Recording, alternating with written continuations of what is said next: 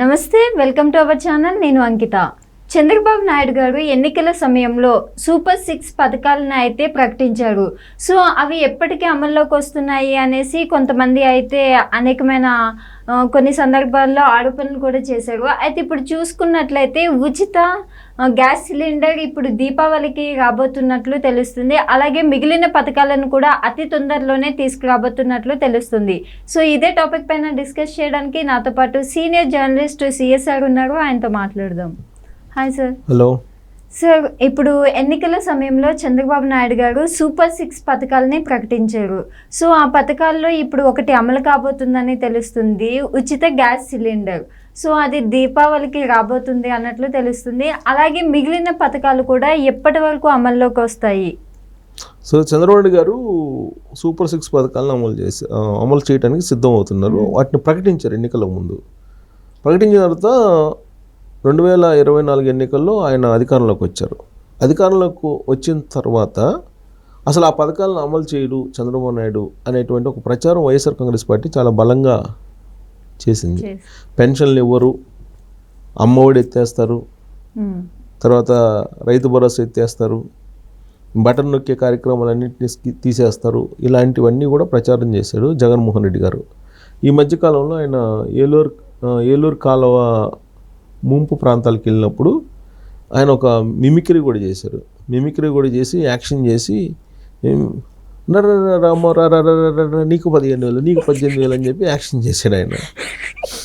ఆయన యాక్షన్ చేసినటువంటి పరిస్థితుల్లో ఆ జగన్మోహన్ రెడ్డి ఈ మధ్య చేసినటువంటి ఆ కామెంటు బాగా పబ్లిక్లోకి వెళ్ళినప్పుడు పబ్లిక్ అందరూ కూడా ఈ సోషల్ మీడియాలో ఎక్కువ మంది జగన్మోహన్ రెడ్డికి ఏమైంది అనేటువంటి కామెంట్స్ కూడా బాగా చేశారు. జనరల్గా ఏంటంటే ఒక ప్రభుత్వం పథకాలను ఇంప్లిమెంట్ చేస్తామని చెప్పినప్పుడు అధికారంలోకి వస్తుంది. అధికారంలోకి వచ్చిన తర్వాత ఏ ప్రభుత్వం కూడా డే 1 నుంచి పథకాలను అమలు చేయరు. అది సాధ్యం కాదు, ఏ ప్రభుత్వానికి సాధ్యం కాదు. ఎవరు చెప్పినా కానీ డే 1 నుంచి అమలు చేస్తామని చెప్పరు. ఆయన కూడా చెప్పలేదు, చంద్రబాబు నాయుడు గారు కూడా చెప్పలేదు డే 1 నుంచి నేను అమలు చేస్తాను ఇవన్నీ అని చెప్పి.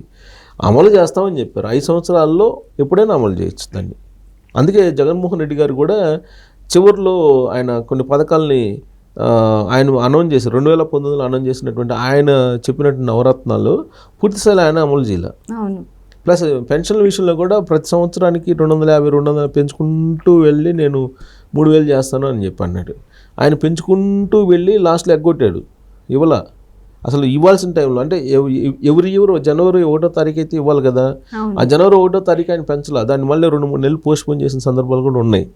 సో ఇలా మనం ప్రతిదాన్ని మనం లోతుగా పరిశీలిస్తే కనుక అవతల విమర్శించడమే కాదు, తాము ఏం చేస్తున్నాం అని చెప్పి కూడా ఆలోచించుకోవాలి. జగన్మోహన్ రెడ్డి గారు చంద్రబాబు నాయుడు గారు ఇచ్చినటువంటి సూపర్ 6 పథకాలు అమలు చేయలేరు అని చెప్పారు.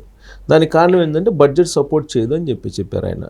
ఆయన బటన్ నొక్కే కార్యక్రమాలకే ఏదో లెక్క చెప్పారు, దాదాపు 1,70,000 కోట్లు అవుతుంది. చంద్రబాబు గారు ఇచ్చినటువంటి హామీలకి 2 లక్షల కోట్లు అవుతుంది, మొత్తం కలిపి 3,70,000 కోట్లు అవుతుంది. కాబట్టి ఈ పథకాలు అమలు చేసే పథకాలు కాదు, మీరు చంద్రబాబు గారిని నమ్మొద్దు అని చెప్పి ఆయన ఎన్నికల ముందు ప్రచారం చేశారు. సరే, ప్రజలు ఎవరు వినలేదు, ఓటర్సు చంద్రబాబు గారిని నమ్మారు. మరి ఆ సూపర్ 6 వల్ల నమ్మారా, లేదంటే జగన్మోహన్ రెడ్డి గారి పరిపాలనను చూసి అనుభవించి విసిగెత్తిపోయి ఓట్లు వేశారా అని అంటే, వాస్తవంగా చంద్రబాబు గారు ప్రకటించిన పథకాల కంటే కూడా జగన్మోహన్ రెడ్డి గారి పరిపాలన మీద విసిగెత్తి జగన్మోహన్ రెడ్డి గారు అమలు చేసినటువంటి పథకాలను చూసి వాళ్ళు అసహించుకొని జగన్మోహన్ రెడ్డి గారు అనే అతను ఉండకూడదు రాష్ట్రంలో అని చెప్పి వాళ్ళు 11 మంది ఎమ్మెల్యేలు పరిమితం చేశారు ఆయన్ని. ఒక రకంగా చెప్పాలంటే అసహించుకున్నారు ఆయన పరిపాలనని అసహించుకున్నారు ఆ రిజల్ట్ని చూస్తే.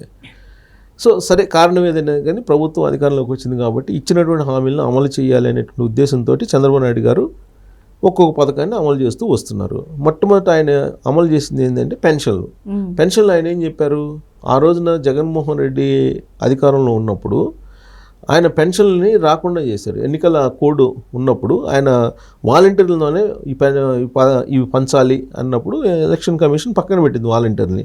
సో వాలంటీర్లు లేరు కాబట్టి పెన్షన్లు ఇవ్వట్లేదు, ఇది చంద్రబాబు గారి కారణం వల్లనే నేను పెన్షన్లు ఇవ్వలేకపోతున్నానని చెప్పేదానికి ఎన్నికల ముందు ఒక స్టంట్ వేశారు ఆయన.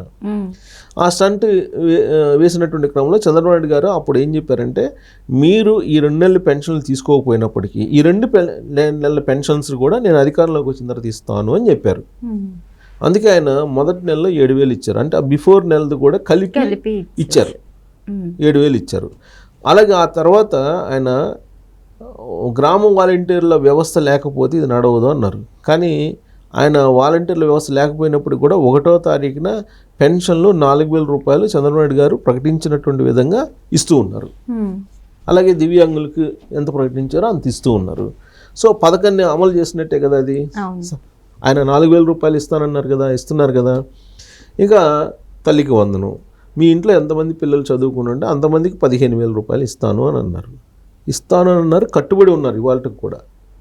అది లోకేష్ గారు కూడా చెప్పారు, కట్టుబడి ఉన్నామని చెప్పి. ఇంకా ఇవ్వట్లేదు అంటారు. డేట్ అని చెప్పారా చంద్రబాబు గారు? చెప్పలేదుగా. మీ ఇంట్లో ఎంతమంది ఉంటే అంతమందికి ఏడాదికి 15,000 రూపాయలు నేను ఇస్తాను అని చెప్పారు. ఇస్తారు 15,000 రూపాయలు. అలాగే ఉచిత సిలిండర్లు ఇస్తాను అన్నారు, ఇస్తారు. ఉచిత బస్సు ప్రయాణం ఇస్తా అన్నారు, ఇస్తారు. రైతులకు 20,000 రూపాయలు ఆర్థిక సహాయం చేస్తా అన్నారు, ఇస్తారు. అన్నీ కలిపి ఒకే రోజు అయితే ఇవ్వరు కదా. జగన్మోహన్ రెడ్డి గారు ఇచ్చారా? అసలు ఏ ప్రభుత్వానికి సాధ్యం కాదు. ఇప్పుడు ఒక్కోటి అమలు చేయడానికి చంద్రబాబు నాయుడు గారు అక్కడ ఆర్థిక పరిస్థితి బాగలేకపోయినప్పటికీ కూడా మొత్తం సెటరేట్ చేసుకుంటూ వస్తున్నారు. 1వ తారీఖు జీతాలు జగన్మోహన్ రెడ్డి గారు ఉన్నప్పుడు ఎప్పుడు ఉద్యోగులకు ఇవ్వలేదు కదా. దాని మీదనే కదా గవర్నర్ దగ్గరికి కంప్లైంట్ చేసింది జగన్మోహన్ రెడ్డి గారి మీద. కానీ 1వ తారీఖు జీతాలు ఇప్పుడు ఉద్యోగులకు ఇస్తున్నారు కదా చంద్రబాబు గారు. వాళ్ళకి టెన్షన్గా 1వ తారీఖు జీతాలు పడుతున్నాయి. మరి జగన్మోహన్ రెడ్డి గారు దీనికి ఏమంటారు? 1, 2 మీరు సూపర్ 6లు ఏం చేశారు అని చెప్పి ఆయన పదే అడుగుతూ ఉంటారు. సూపర్ 6లు ఏం చేశారు, మీరు అమలు చేయండి అని చెప్పి.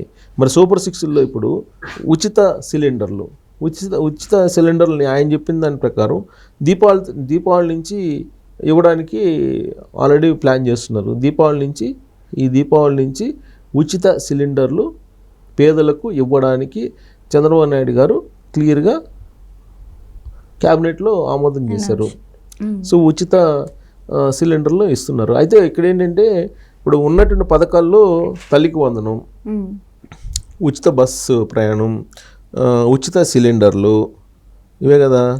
సో వీటిల్లో ఏది అమలు చేయాలి ముందు అనే దాని మీద చర్చించినప్పుడు సిలిండర్లే దీపావళికి మనం సిలిండర్లు ఇద్దామని చెప్పి క్యాబినెట్లో చర్చించుకున్నారు. ఆ మేరకు దీపావళి నుంచి ఉచిత సిలిండర్లు ఇస్తున్నారు. సో ఒక పథకం అమలు అవుతుంది కదా. ఇక 2వ పథకం ఉచిత బస్సు ప్రయాణం, తల్లికి వందనం. వీటిలో ఏది అమలు చేయాలి ఫస్ట్ అన్నప్పుడు ఉచిత బస్సు ప్రయాణం సంబంధించి ఎలా అమలు చేయాలంటే సంక్రాంతి నుంచి ఉచిత బస్సు ప్రయాణాన్ని ఇంట్రొడ్యూస్ చేద్దాం అనేటువంటి ఒక అభిప్రాయానికి వచ్చినట్టు తెలుస్తుంది. ఇక తల్లికి వందనం ఖచ్చితంగా ఏడాదికి ఎంతమంది పిల్లలు స్కూల్కి వెళ్తే అంతమంది పిల్లలకి 15,000 రూపాయలు వేయటానికి బడ్జెట్లో మొత్తం చూపిస్తున్నారు, ప్లాన్ చేస్తున్నారు. ఇంకా పథకాలు అమలు కాకపోవటం ఏంటి? సూపర్ 6లు అమలు కాలేదని ఎలా డిసైడ్ అవుతారు? జగన్మోహన్ రెడ్డి గారు యాక్షన్ చేసి ఏ విధంగా చెప్తారు? చంద్రబాబు గారు 4వసారి ముఖ్యమంత్రి అయ్యి కరెక్ట్గా 100 రోజులండి. ఈ 100 రోజుల్లోనే అన్నీ అమలు చేస్తారా? జగన్మోహన్ రెడ్డి గారు అమలు చేస్తారా 100 రోజుల్లో? సూపర్ 6 ఆయన నవరత్నాలు అని చెప్పి ప్రకటించారు కదా. నవరత్నాలని 5 సంవత్సరాల పాటు కూడా పూర్తి చేయలేదు కదా. 5 సంవత్సరాలు మొత్తం ఉన్నప్పటికి కూడా ఆయన ముఖ్యమంత్రిగా 5 సంవత్సరాల్లో ఆయన ప్రకటించినట్టు నవరత్నాలను పూర్తి స్థాయిలో అమలు చేయలేదు కదా. ప్లస్ అమలు చేయకపోగా మద్య నిషేధం ఏం చేసింది, సిపిఎస్ ఏం చేశారు, జాబ్ క్యాలెండర్ ఏం చేశారు, ఇవన్నీ ఏం చేశారు అనేది జగన్మోహన్ రెడ్డి గారికి తెలుసు మనకన్నా కూడా. సో కాబట్టి సూపర్ 6ల్ని సూపర్గా అమలు చేయడానికి చంద్రబాబు నాయుడు గారు ప్రణాళికలు తయారు చేస్తున్నారు. జగన్మోహన్ రెడ్డి గారికి పాపం ఆరోపణలు చేయడానికి కూడా అవకాశం ఉండకపోవచ్చు రాబోయేటువంటి రోజుల్లో.